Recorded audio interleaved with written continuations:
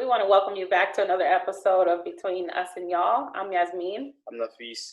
And this is Between Us and Y'all, a safe space for mothers and young adult men to have conversations and a safe space to hear how those conversations may take place.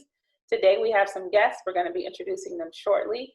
But before we do, we want to make sure that all of our listeners understand that we want to touch on different topics. So you may hear us talking, about different topics, and we find these topics to be important. We hope that you do too. The topic today is going to be continuing the conversation on money management. We're going to be specifically focusing on investment ideas and monetizing hobbies. So we want to take some time to go ahead and introduce our guests. You can go first, man. Hi, I'm Jana Johnson Davis. I'm Kobi Khari's mom.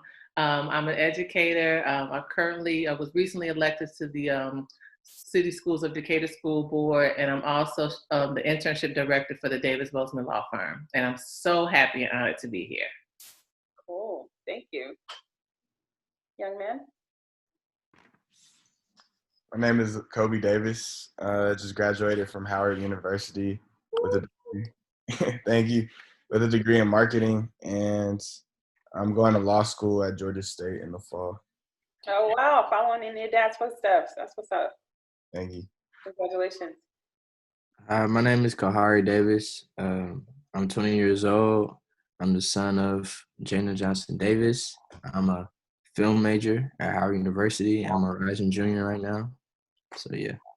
That's what's up. Well, we wish you both luck in your academic efforts. So far, it looks like you all are doing an amazing job. We are really happy that you're here. Nafis is also a rising junior as well.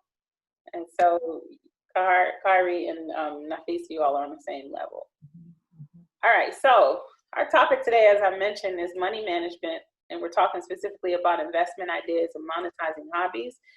Both of our young adult men have businesses that they have right now. We want to give them the opportunity to tell us a little bit about their businesses before we continue, as we always do, to support local businesses and especially Black-owned businesses. So my company is Power Moves Only Management, PMO, and it's a music company focused on helping independent artists and producers. So really just started a couple years ago up at Howard with my friends, and now really trying to just continue to grow it now that I'm done with school, and just looking forward to see what I can do now that I have my degree and just have the whole future ahead of me and a lot more time on my hands now. So. And how can people be in contact with you? You can follow me on Instagram at PMO Management, or email me at pmogmt@gmail.com. Okay, thank you. And yeah, so I have my company. It's called Hari Creates, and basically it all started because I have a passion for film, and that's what I want to do in the future. But I just also have a passion for just being creative in general. So I have a clothing brand, and so I just wanted to combine those two. So what Hari Creates is just a platform for me to release the designs I make, and also just be able to provide film services for myself, or projects I'm working on, and other creatives that want to work with me and want to get stuff done. So basically, it's just like a creative company. And, yeah. Well, that sounds amazing. I know Nafis is a budding filmmaker as well, so I'm sure you guys can connect after the call to see how you could possibly work together. Definitely. And thank you for providing that. How can people be in contact with you? You can follow me on Instagram at AIR Hari _, so Air Hari _. But my company's Instagram page is Hari Creates, so HARI and Creates, CREATES. All right, cool. Thank you. All right, so we are going to jump right into our questions. Our first question is a standard question that we always ask our guests. And so the first question is, our family motto is work hard, pray hard, love hard, and play hard. We try to incorporate that in everything that we do. Do you all have a family motto? And if so, what is it? Guys, what would you say? I feel like our family motto, I feel like we probably have a couple of them, but the family motto I get a lot from my parents is just to do what you love and everything will come afterwards. So just chase and do what you love and just keep praying and everything will work out. I was thinking the same thing. Something that my husband Mauli, their dad always says is just do the work.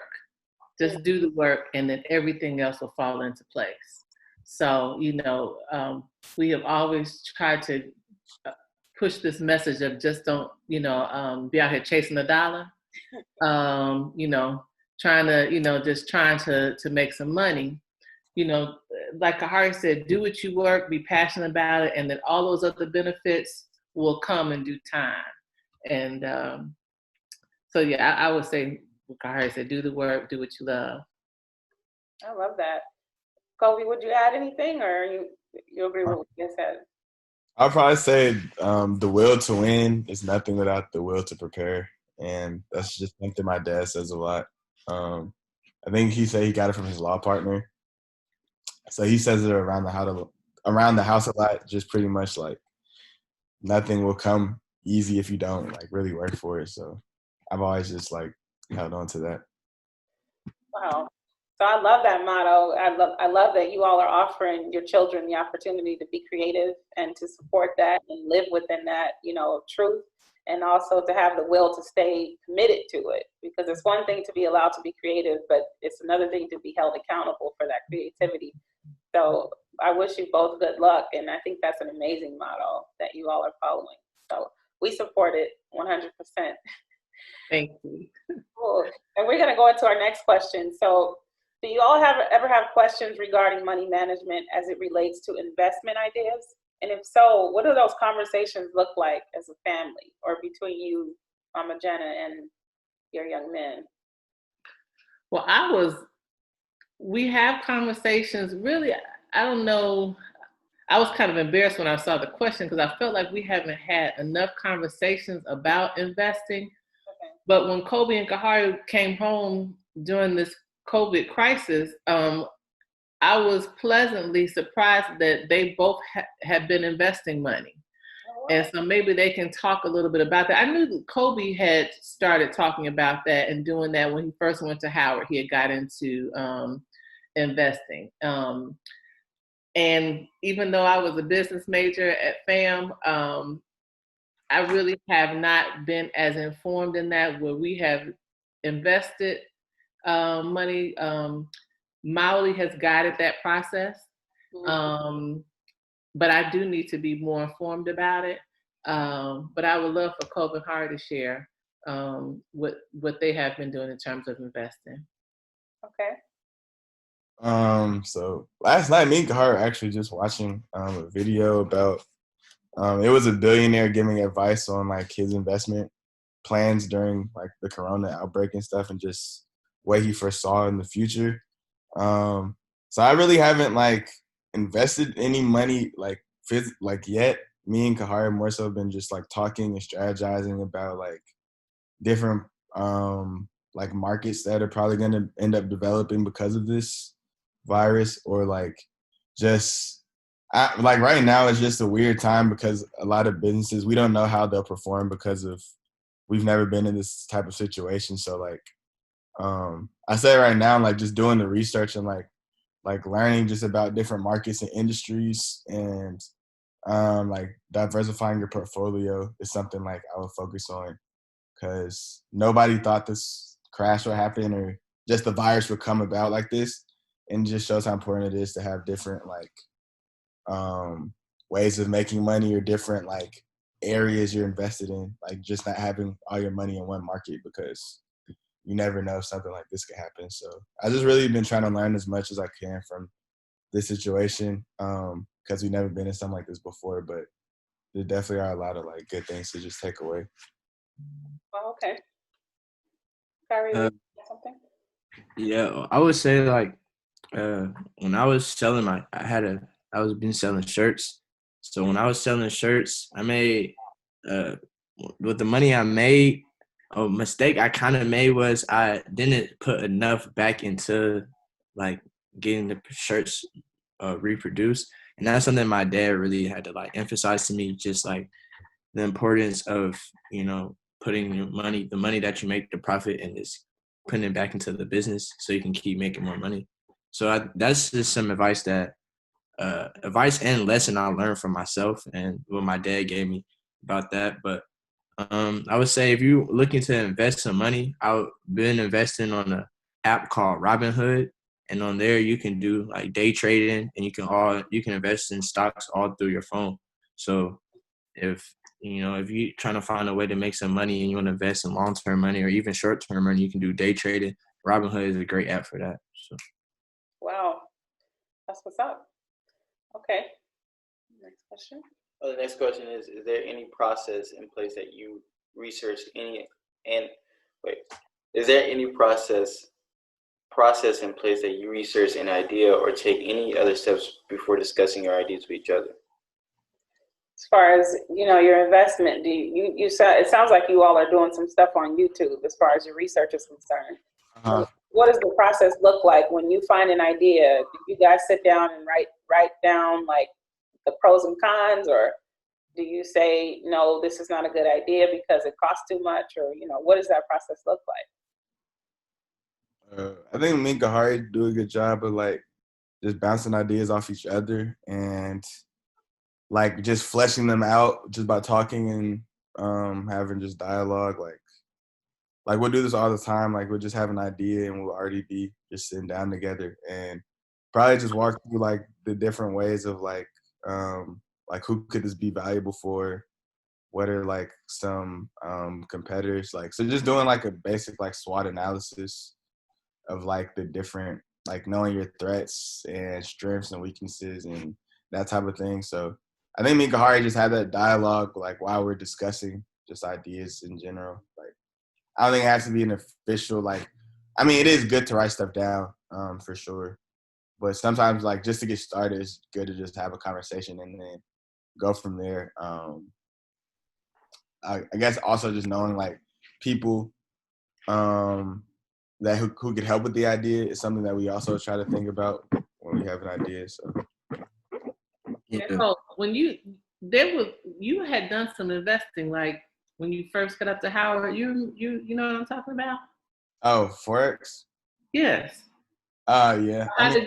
How did you choose what you were going to invest in? What was your process then? Because you're not doing that anymore. Well, yeah, like Forex, that is trading foreign currencies. And I personally like, a lot of people at Howard were doing it while I was a freshman, so I just wanted to learn and just find out what it was. Cause I saw a lot of people making money off their phone, and so like that's a good market as well. I didn't stick with Forex because the markets fluctuate a lot, because you're trading like currencies and like how they like what their value is at the end of the day, and so that was something that like that's another thing that people can like during this time like learn about is Forex trading. And I learned a lot from it. Like, I don't know if I would personally get back into it like right now, but it is like a way to make money. It's legal, and it's a market that doesn't like ever stop being profitable if you know how to do it. So. Okay. Khari, were you going to add something? I think you started talking and then you stopped. Kobi kind of actually summed it up pretty well. Like we both do a good job of just, like you said, bouncing ideas off each other. And I think like the most important part is just, actually finding a good idea. And then like what me and Kobi do, like you said, is like we just flush it out and see like how is this realistic and how is this could be a niche into society.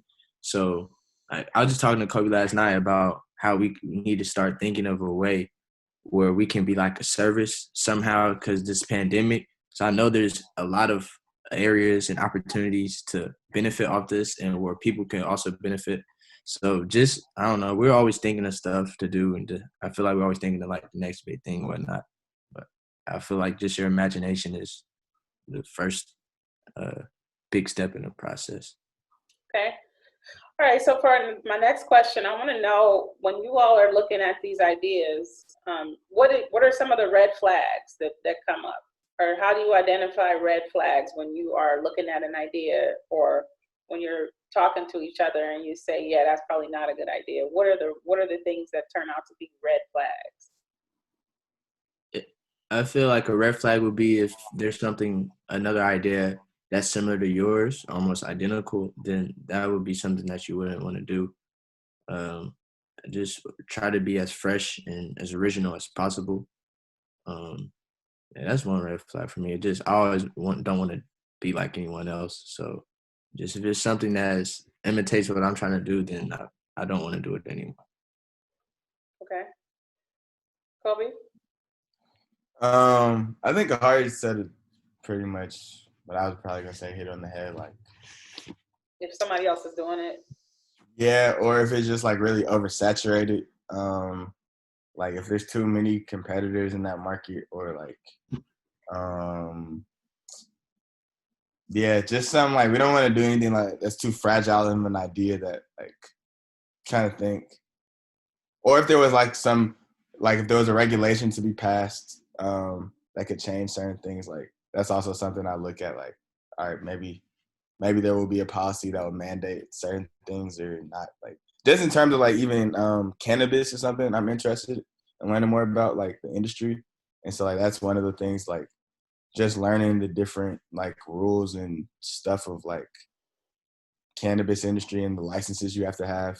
I think that's something I would want to learn more about. So just knowing the different regulations is also like a red flag or something to pay attention to when developing new ideas.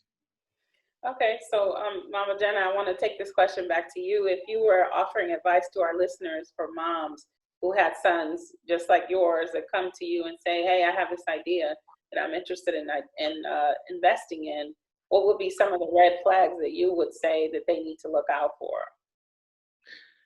So I think with their dad being an attorney, I'm always kind of thinking from I'm not an attorney, but the legal perspective, like, have they researched things that if they have not done things in the right way could result in some legal consequences?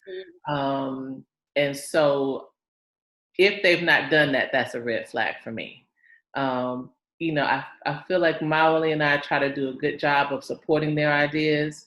They are both very creative. They think outside the box. They think of things that I would never consider. And so, and we obviously raised in two different generations, and so that takes somewhat of a mind shift for me sometimes. So we try to support those ideas, but Mawali is always pushing, doing the research. We've had conversations where one of the boys may say, if I just had this amount of money, I could make it happen. But the question is, well, how do you know that that's how much you need? What all is it going to require to make this this dream become a reality?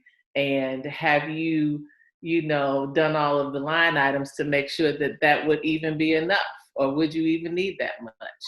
And so I would say for me, and I think also being a teacher to that, just making sure that they have done the research, and if they haven't, then that would be a red flag. That might be a barrier for me in terms of investing until I've seen that they've done their due diligence. Okay. Do you want to add anything to that question, or are you ready to move on? Kind of like on the same lines that they said, just trying to be original as possible. Also for me, just like making sure like there is also an easy process to like get into the business or whatever you're trying to invest in. Because if you have to do a lot of, if it just seems like really challenging and it's not getting nowhere, then don't do it, because it's going to take a toll for no reason. So definitely that is a red flag for me that I try to look out for, and definitely do my research and see how different ways I can present the idea so I can make it unique. So it might be something that people do, but if you present it in a different way, it can maybe open up a different conversation or a different community of people. Yeah, I think that process is called economies agglomeration, I think is what it's called. Like how McDonald's or Burger King might be right across the street from each other and they both offer the same thing, but they presented it in a different way. One burger got pickles, one doesn't, you know what I mean? And so sometimes you may be able to play on a saturated market if you have the ability to make it be something creative, or you could just come up with tacos where you have something where they got burgers, but I got tacos, you know, and it's completely different. But it's a market out there for everybody, but it's just the ability to know what's out there and research it, like you all said. So that's good. The next question is, please describe any barriers you feel exist for young Black men to be able to act on their investment ideas.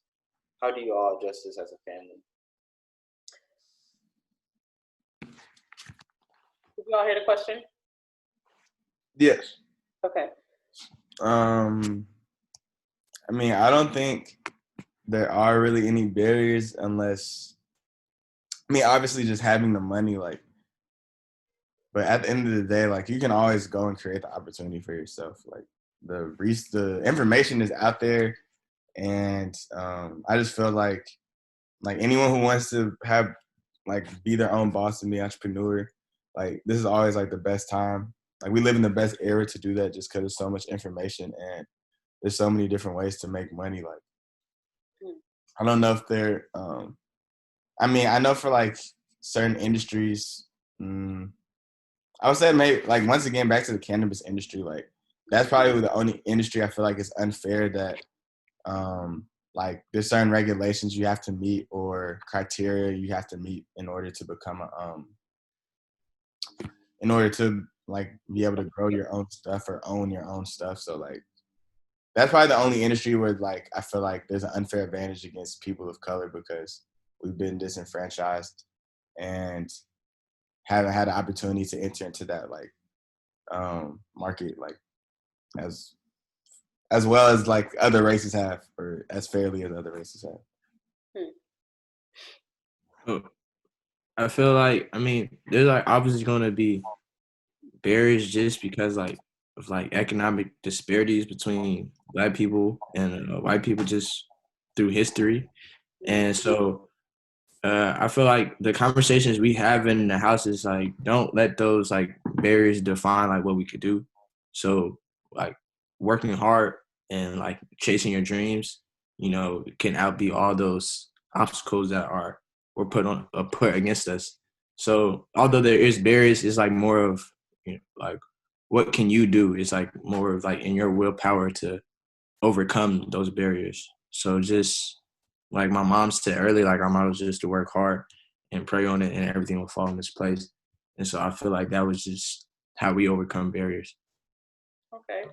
I would, you know, Kobe said that he thought that the cannabis industry was the only industry that might present a barrier, excuse me, for people of color, but I would disagree with that. I mean, we know that you know, we know that happens in all industries. You know, I know that I think in the cannabis industry, if you have had any certain types of interactions with the law, then that would be a barrier to you being able to get the license. Is that right, Cole? Yes. And so, I mean, we know that for, you know, in our family, we have had some interactions with the police. And so I'll say Miley, for example, back when he was younger, there was an incident. You know, he had to work hard to get that cleared from his record in order to become an attorney. He, even after, you know, you can go to law school for 4 years, you can shine through law school, you can pass the bar, but you may not be able to get your license if you have, you know, something that happened 20 years ago on your record. That could be a barrier to, you know, your life's work. And I think that for Black men who have disproportionate encounters with the legal system, that it increases those barriers in all industries. And so, I mean, in education, you know, if you have a certain criminal, if you have not a criminal record, but if you've had some, like one incident, you have to report it, they may not hire you, right? And so I think that because the legal system has, you know, historically been unjust for us, that it does present a barrier. And Not everyone, unfortunately, has the family support that we have been so blessed to be able to provide. Kobi and Khari, to just encourage them to keep pushing beyond those, besides those barriers. And but it can be hard, I think, in the cannabis industry and in many others. Yeah. I'm glad that you have that response, because, if we think about any case that happens with a young Black man, this current case, for instance, with Ahmed Arbery, down in Brunswick, one of the first things that everybody knew that was going to happen is they were going to look for his past to see if there was something that he did, They came with some information about him, something he did in high school that, that had nothing to do with the case that ended up with him being, murdered. But, so I agree that that's a barrier, you know what I mean? And sometimes it can be very difficult for those barriers to be overcome. And that's why one of the first things we do when we have this podcast is to advertise for our businesses, because we have to be in support and aware of what those businesses are, so that if we have people that have skills and they have the money to start their own dispensary and we want to support them, we should be able to do that. Just like their friends are doing the same thing for them, because I'm sure that everybody has a past. We're not the only ones that have had, situations come up. So it's unfair, for that to happen. But if we don't support each other like other people do, then we will be, those barriers will be things that keep us, without the ability to move forward. Yeah. So I think I want to add on that I think the conversation that we have, kind of just to piggyback off what you guys said, but what is also interesting to me is like also being realistic of like, what you're getting yourself into, but not letting that like make you afraid to get into it. So like how Kobi said about getting into the cannabis industry and knowing like, oh, well, if you get into this, these might be the reactions that you might get out of it. And these are people, might act towards you about this certain idea, but don't let that discourage you from doing it, And I definitely think more families, especially Black families, need to have those conversations because, we can be supportive, but also we need to also know, like, what is it, what is it, how to support and how to be, just stay focused on at the task, so you're not just hearing these comments and here and there, and you're not understanding why those comments are coming in. So I think that's really interesting. We have a friend in California who has one of the biggest hydroponics, dispensaries for cannabis in Southern California. And I remember when he was starting it, he had all the people coming to him like, are you sure you want to get into this? It's going to be hard for you. You're a young Black man. And actually he went to Howard too. So I'll make sure I remember his name. His name is Muhammad Bey, but I can't remember the name of his business right now. But I just remember the conversation happening in our community because he's Muslim, so people were just like, what's backlash is going to come from this, that you're doing this. But the reality is it's money. It's money to be made. And the reality is we shouldn't be out of that particular market if it's something we have an interest in. So I totally support that. We had a conversation on another episode about drugs. And the conversation was about if your child was to come home and say they wanted to get into selling marijuana, because it's legal now in some states to be able to sell medical marijuana. And the mom was just like this conversation we're having now. She was like, I support that fully because I think that if it's your idea and it's something that you researched and it's not going to break the law, then it should be something that we should be allowed to do and be supported as well. So I'm glad you all are freely having conversations about your ideas in that way. We are. I am growing into that. I'm just gonna be honest because, growing up when marijuana was not legal, and then knowing how it has impacted my family, and for some people starting off smoking weed, then they started doing other things. And so that has been something else that has required a mind shift for me. And Kobi and Khari have been educating me on all of the benefits of cannabis. Trust me, we've had the similar conversations in our household too, because actually we had a similar situation where I had to use THC oil for my cycle because I suffer from really bad cramps, during my menstrual cycle. But then the conversation came up about him, like, well, what are you using it for? But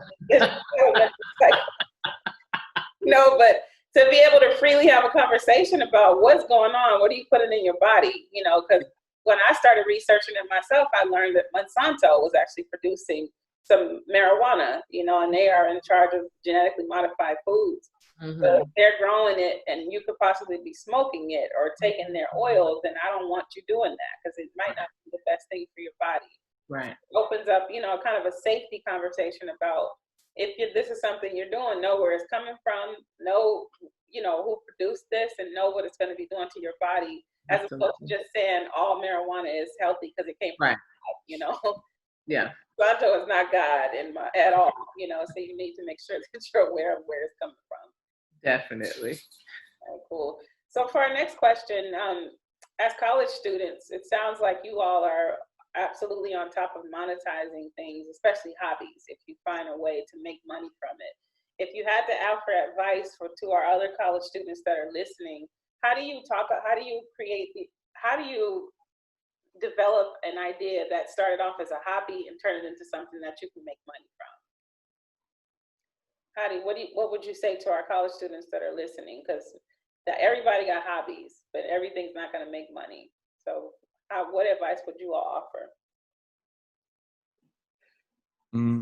If you want to turn a hobby into an actual business, then you should just come up with a business plan, and that's probably the best step to start with, is just figuring out like pricing or how much. But if it's a service, then who your customers will be, or just different opportunities. Or if it's a product, then all right, let's figure out how can I mass produce this, or just really just putting out a plan. You just have to have it in writing, and a budget is probably a good place to start too. Khari, would you offer any other advice? I think Kobi really summed it up pretty well. I feel like if you just have an idea, you just need to make a plan for it, and your plan needs to include how you can consistently run it. And if that plan works, then you should be good. Okay, Mama Jana, as a parent, I know that sometimes these young men are going to come to you or Baba Mauli for money. How do you address the conversation, and what type of advice would you offer to parents to make sure that, if your children are interested in monetizing their hobbies, that they are using their money wisely? Mm-hmm, mm-hmm. A business plan, like Kobi said, that has been a big thing around here. Again, I mentioned earlier, there have been requests for money to invest in their businesses, and we just wanted to see, where this money would be going, how it would be spent. Once you start, making money off of it, what's going to happen with that money? Khari mentioned, that was a lesson that he learned about, reinvesting in the business. And so I think the biggest thing that I would, suggest to parents is to, suggest that they have a business plan. And a lot of times, young folks, Kobi was a business major, but young folks may not know what that entails. And so I think also finding the resources to guide them through that process in terms of creating a business plan would also be helpful. And then, having these follow-up conversations, family type meetings, it's not enough to just give the money. They give you the plan and you give them the money and then that's it. You have to be intentional about check-ins and what's happening. So, Kobi was having that conversation with his dad last night about some proceeds that he received for his management company. And, how those needed to be handled. And so I think being intentional about having those constant subsequent conversations is also important. Okay. And for the next question and the last question, would there be any other advice that you would like to give to our listeners? That we haven't addressed as far as money management is concerned? As far as investing or monetizing hobbies, anything that we didn't touch on that you would say, you definitely need to consider this? Khari, I was wondering, because it felt like yours really started off, both of your things really started off as a hobby in terms of your, which the enjoyment that you got from making videos and things like that, and how you have flipped this into a business and the whole t-shirt design thing. I was wondering if you could offer a little bit more in terms of, because I feel like it really started off as a hobby for you.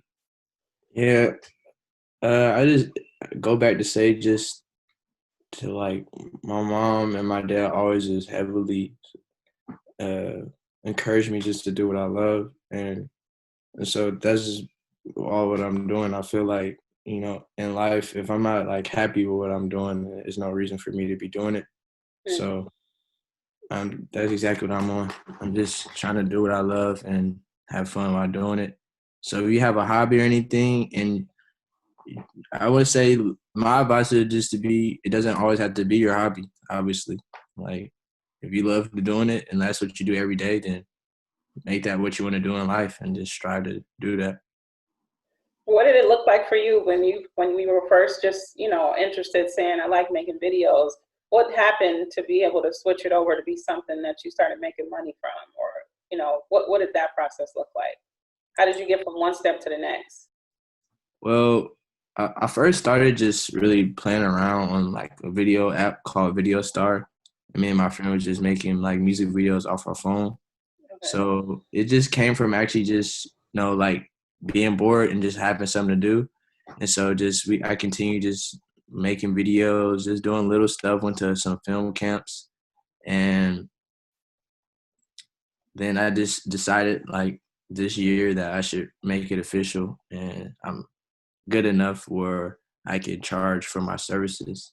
And that's just been the process of it. Okay. That sounds good. That sounds like the first step to starting a business. Starts off as an idea, and then you take it to a point that you can actually monetize it. So that sounds like you're on your way to something, lucrative, and we wish you support in it. Thank you. You're welcome. Kobi, did you have anything to offer?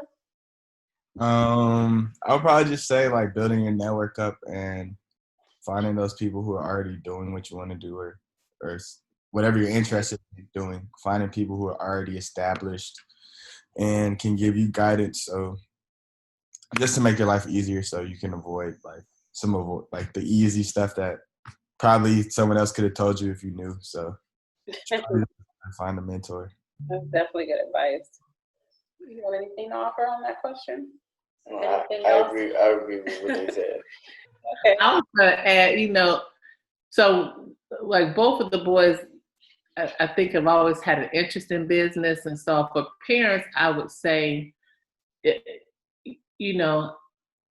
kind of pay attention to those little things that they may be interested in. So like when they were younger, we put them in business camp at Clark, Atlanta. So they went to that camp. Yeah. It was a wonderful camp. It wasn't that expensive, right? And so I think creating those kind of opportunities. I know sometimes camps can be very expensive, and there are financial barriers to some programs. But there are opportunities out there, and we've gotten grants for camps, for film camp and business camp. But I think those experiences helped the boys to play around to see if these were things that they liked. Mm-hmm. And so I would tell parents to try to create those types of opportunities. And even if they are more expensive, looking for funding opportunities, or but I feel like there always are programs that can help if people are really interested in doing certain things. That there are ways to get around those barriers, and so that would be my advice, to try to find those types of opportunities for young people. Yeah, I would totally agree. Oftentimes, as parents of young Black men, we're having conversations about what are you going to do with your life, and everybody's always encouraging us to be business owners, but there's never really a conversation that happens oftentimes about what that actually looks like. Right. What it looks like before you're actually in need of money, as it'd be a different conversation talking to my 8-year-old about this idea as opposed to my 20-year-old who needs money now because Right. he's getting ready to be on his own, so we want to make sure our listeners are encouraging, their young men to have conversations freely about what their ideas are and to be open to supporting them. Sometimes we shoot our young men ideas down because we don't like the idea, but we really haven't invested enough, in the research to understand how it could be something that could be beneficial to our families. So we appreciate you and Baba Mawuli for encouraging your young men in every way, supporting them and finding money to make sure that, their dreams become a reality. It's something I try to do as well with my son, and finding every resource to make it happen, because the reality is we can't talk about supporting Black businesses if we don't have any. Right. And we don't have variety, and we don't have businesses that are actually functioning very well, not just somebody who owns a business, but something that's actually a real good business that you feel good about spending your money with, So we support y'all. We appreciate you for joining us in this conversation about money management. And we want to thank you for being here. This has been another episode of Between Us and Y'all. We hope that our listeners have benefited from everything that's been shared today. It's been very beneficial for us. And again, we will be sharing links for the businesses that were shared earlier for these two young men, two young business owners, and as well as the Davis Bozeman Law Firm. Thank you. About that as well. That's a Black business that's saving lives, all throughout the state of Georgia and, throughout the country, really, I would say. And so we want to make sure our listeners always work hard, pray hard, love hard, and take some time to play hard. We want to thank you for being here and hope you all have a great day. Thank you. Thank you. All right.